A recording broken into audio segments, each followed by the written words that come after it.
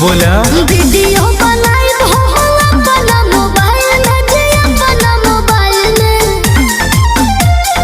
नाचे बोला मुआ नाचे बोला मुआ खेसारी स्टाइल में नाचे बोला मुआ खेसारी स्टाइल में नाचे बोला मुआ खेसारी स्टाइल में।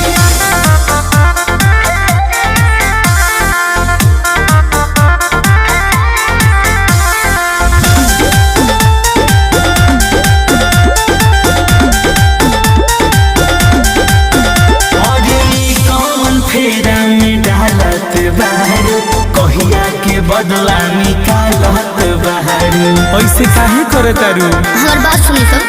हो थोड़ा मस्त